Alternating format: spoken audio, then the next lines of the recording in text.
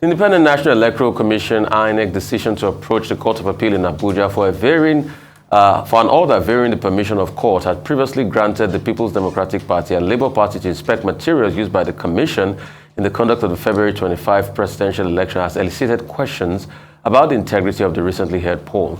INEC said the request was predicated on the need to reconfigure bimodal voter accreditation system BVAS using the presidential election before deploying them for March 11 governorship and State House of Assembly election.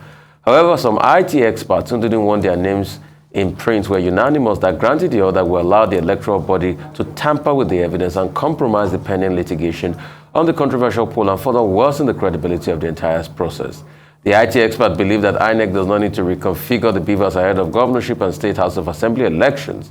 The presidential candidate of the People's Democratic Party, LP, LP Peter Obi, had in the challenge of the outcome of the presidential election recently obtained the order of court to inspect materials used in the conduct of polls, including BVAS. INEC had declared a candidate of All Progressive Congress APC Bola Tinubu winner of the presidential election, which was marred by technical challenges. Meanwhile, the leadership of the People's Democratic Party said yesterday during a protest march to the Independent National Electoral Commission, INEC, in Abuja, that there was ample evidence that the Commission directly aided rigging of the February 25 presidential election, which produced the All Progressive Congress presidential candidate Bola Tinubu as president-elect. PDP had at the protest its presidential candidate Atiku Abubakar, his running mate Governor Ifeanyi Okowa, national chairman of the party Dr. Yocha Ayu, and other leaders and governors. It accused INEC of deceiving Nigerians by deliberately deactivating the bimodal voter accreditation system BVAS during the election. Amaka Ode Walker has the reports. All the provisions of the current electoral law has been completely contravened. The protest, led by the PDP flag bearer Atiku Abubakar, the party's national chairman Yocha Ayu, amongst other top leaders and members, making their way to the national headquarters of the Independent National Electoral Commission in Abuja, blocking its entrance upon arrival.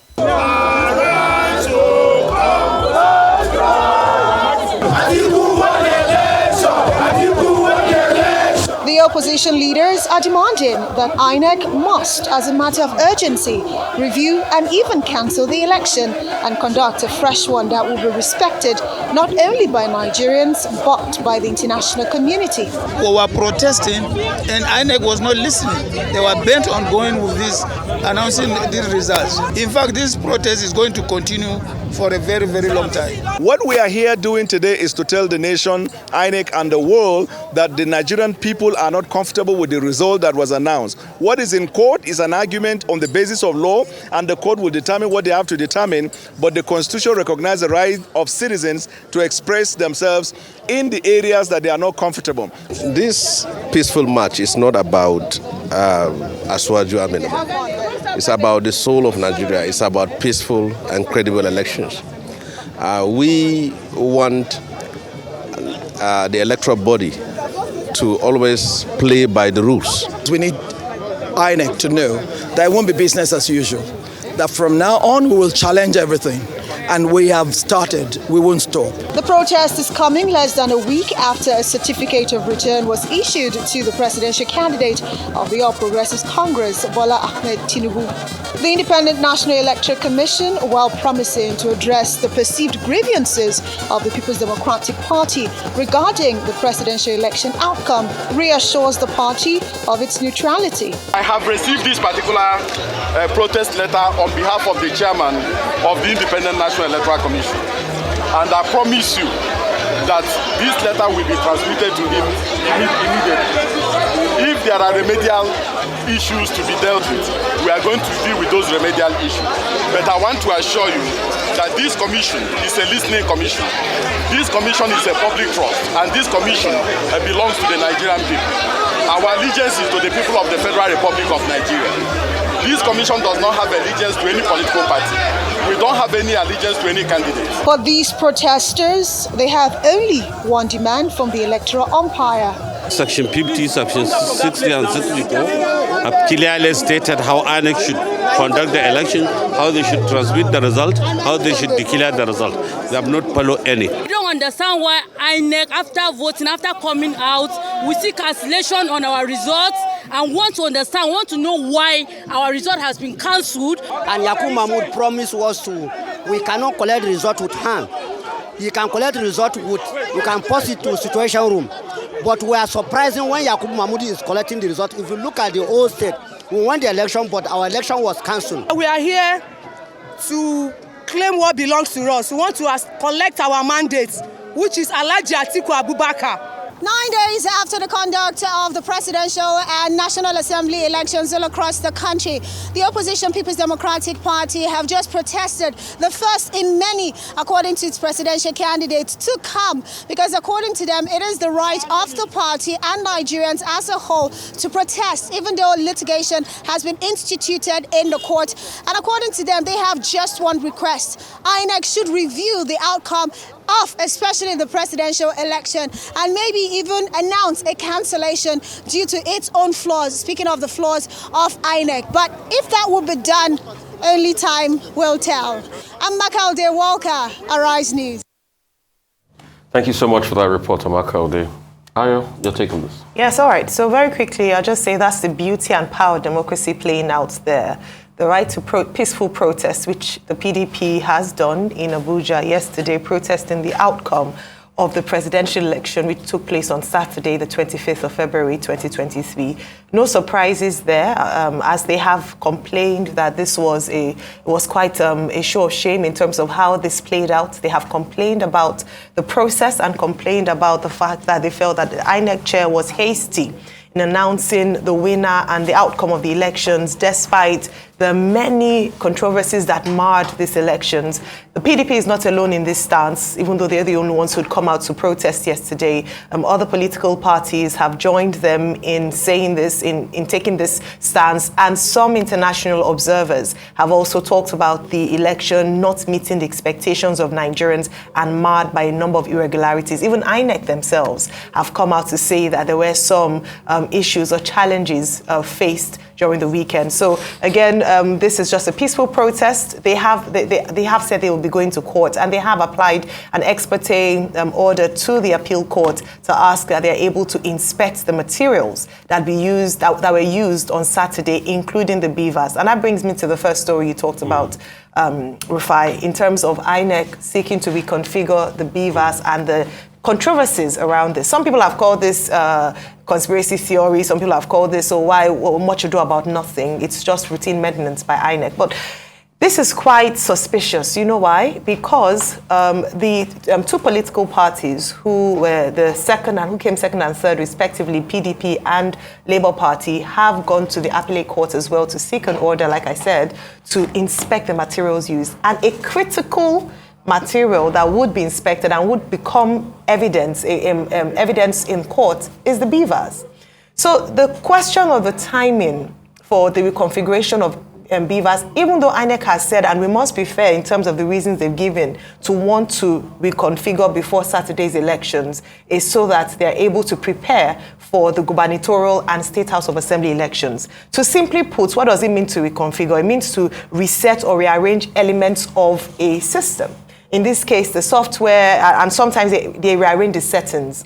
Now, what the parties are saying is that if they do so, there's the possibility of them of changing certain things that would impact the outcome or the evidence they present before court. Why are people suspicious of INEC's moves? Unfortunately, INEC hasn't proven to the people that they are credible based on the way that the elections were run. We've talked about the lack of integrity in terms of how they ran the elections on Saturday, particularly with regards to what they said emphatically. They've been quoted a number of times saying and they failed on, which was very important for the transparency of the last elections. Therefore, they've asked, their legal team have also I've put an application to the courts asking for reconfiguration, and they're saying that if they don't reconfigure on time, it could potentially mean that they would have to postpone the elections. And you know what I say, Rufai and Dr. Bati, the truth is that if it would mean that Nigerians feel confident in the outcome of elections, then if it means them halting, if they are not ready, then they should not go ahead. We don't want a situation like this. When people feel aggrieved or they feel cheated, what you see yesterday, or what you saw on screen a few minutes ago is what will happen, and that's even peaceful. Thank God for that things have been peaceful, and we encourage Nigerians to continue to maintain the peace and seek redress legally. However, if INEC say that they have to do certain things before Saturday or before the gubernatorial elections must hold, then we will wait until they do that. But let the Labour Party and the PDP go inspect the materials, let the courts, because they're still going to approach the courts, let the courts rule before they begin to tamper with or touch this equipment. That's what Nigerians are asking for. Dr. Patti? Okay, let's cut to the chase. And it is as follows. INEC coming forward to say it should be allowed to reconfigure BVAS ahead of the March 11 gubernatorial and House of Assembly elections will amount to seeking to tamper with the evidence. The rest, in this case, before the Presidential Election Petition Tribunal, represented by the Court of Appeal, is a BVAS. So if we tamper with the rest in any particular case, then of course you have already derailed the expectations and the substance of the matter before the court. And I do not think that INEC should be allowed in any way whatsoever to tamper with the evidence.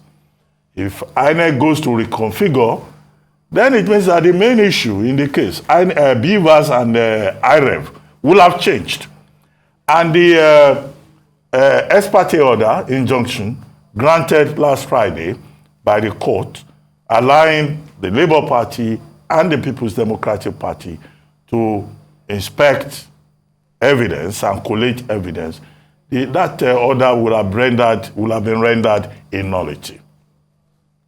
INEC says that if it is not allowed to reconfigure BVAS, then the March 11 elections will probably not hold. That's blackmail. Cheap blackmail. Cheap. And that blackmail is unacceptable.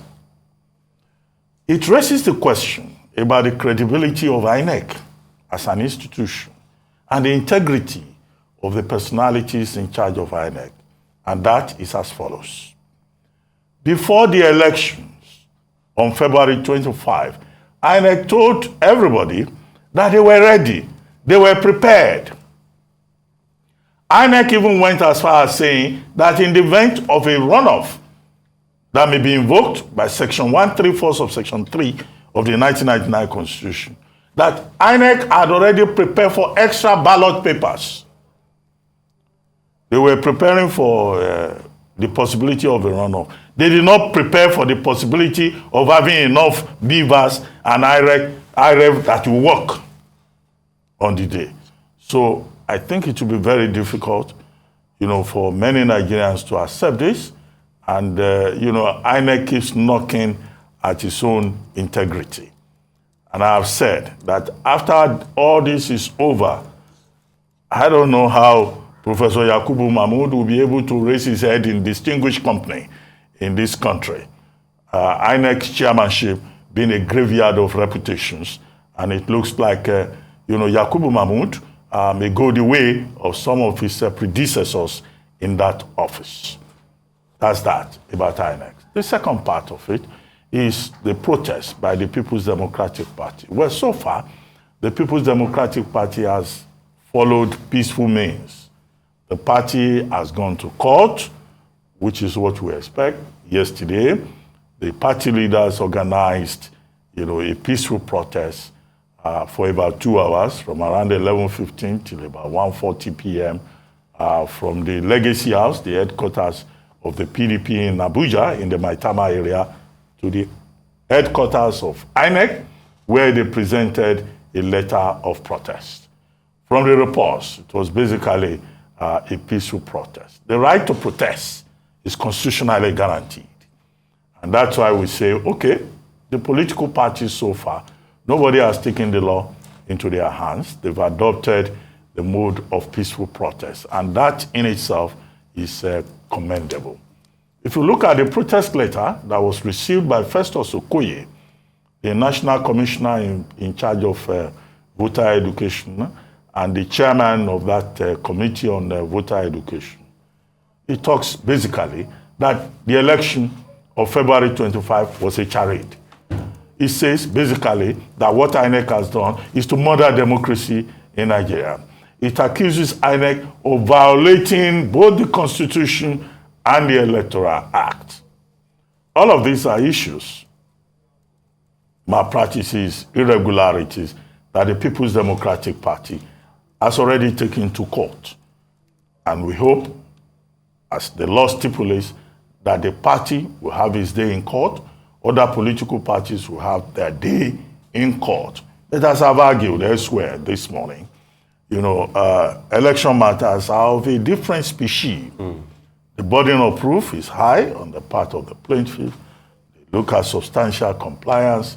The burden of the presumption of regularity is on the part of INEC. So this could be big issues in the prosecution of the case. But it is good that nobody has taken the law into their hands. What will be clear to the People's Democratic Party is that the G5 governors have done substantial damage.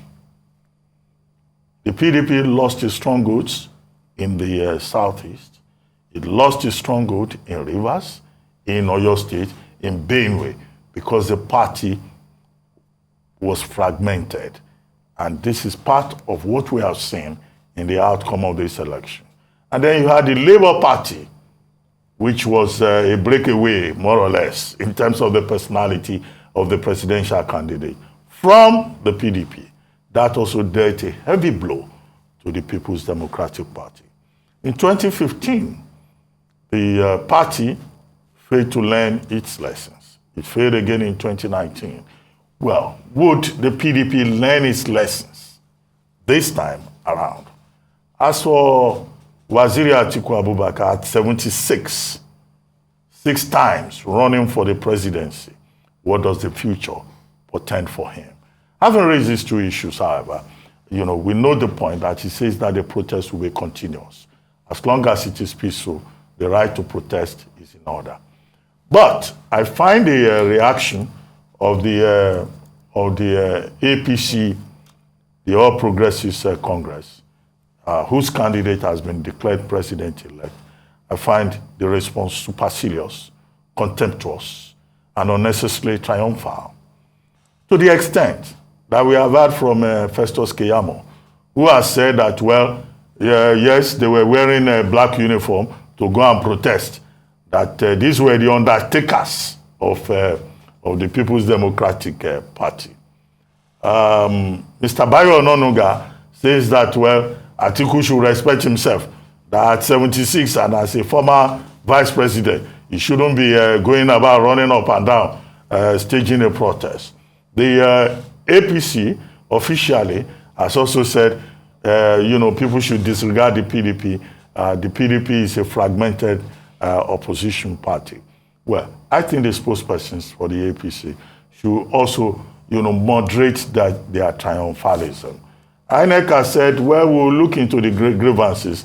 It's not up to INEC anymore to look into the grievances. The matter has already gone to court. But the integrity of INEC as an institution has been called to question. The credibility of its principal officers, no matter what they say, will be part of the major residue of this entire electoral process. Okay, couple of things. I just hope I get the time. Number one, INEC should please, for the love of mercy, stop the cheap blackmail. If they're trying to blackmail us now with the elections, why is that when people call their attention to the fact that there were flaws in the process, why didn't they stop then to have a rethink? INEC should stop this cheap blackmail because they're beginning to look suspect. The damage is much already. We don't know what people are even saying about us on the international community. I think it was the 79 elections that made Fela release a song called Babala Nonsense. Crazy democracy, demonstration of Chris. But the sad reality is that over 40 years after, we are still saying, as Fela said, we have turned our democracy into a demonstration of Chris. This same BVAS INEC wants to tamper with. There's empirical evidence that says any attempt to reconfigure BVAS would disrupt all the information on it. And let's not forget that the pictures of the results were taken on the BVAS. So you want to reconfigure. Reconfigure simply means reconfigure the setting, reformat, wipe out most of things there for a software upgrade. So what happens to the pictures taken on the BVAS? What happens to the accreditation done on the BVAS? Accreditation records. We also have empirical evidence that says that information on the BVAS sometimes even take time to load about a month after. You remember the Osun election incident? Yeah. That we had a technical expert here that came to tell us that there were even variations in the results given to the party that first requested the BVAS information and the backend and the PDP. As we speak now, for the love of mercy, I think those materials should be taken away from INEC now and kept in a safe place. Because I don't trust the integrity of INEC still having those BVAS materials in their custody as we speak. If we want to truly scrutinize the process. Did INEC tell us that they were going to upgrade the BVAS before now? Were they not supposed to stipulate in the own guidelines they put out?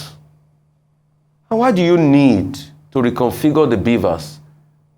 Is it not the same voting register it will have? And the same polling unit is allocated to?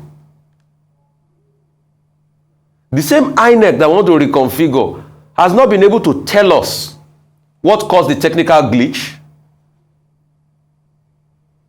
All of a sudden, the same INEC that claimed that his commission was going to meet to review the... I've not been able to come out with a review. And now they are so quick to go to courts to vary the hitherto ex parte given. People should not pee on our backs and tell us it's raining. Because we are fast turning this democracy into a demonstration of craze. Nigerians are not crazy. Let people be able to inspect. If INEC is not ready to do the election, INEC should take the blame, not try to blackmail Nigerians and hoodwink them into thinking that it is without this BVAS reconfigure that they will not be able to do what they ought to do. Furthermore, I think we should even investigate this INEC BVAS contract. Because it's very suspect too. What was the due diligence behind those that were given the contract? How much did every BVAS machine cost? How much did it take to align the software in it? How much does it take to run the back end? I think INEC should be open to public scrutiny. And I think the EFCC should also investigate INEC on this BVAS machine and everything.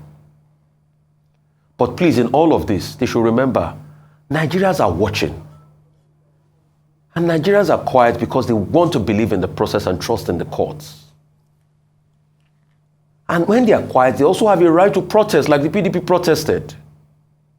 And that's why I'm very shocked that rather for the APC to keep quiet and their spokesperson to keep quiet, they keep fanning the embers of war and inflaming the situation. For the APC members that forget in a hurry, that are taunting the PDP for protesting and wearing black, saying they are wearing funeral clothes, I am sure they remembered that President Muhammadu Buhari at a point protested. And when he protested, tear gas was used. And that led to the judgment that Femi Falana got, that you don't even need to get permission before you protest. Dr. Abati, you are the legal person. Am I lying on that? We all remember it was that protest, as a result of the inhalation of the tear gas, that led to the demise of Juba Kadibu. Let's not forget, people protested in the past.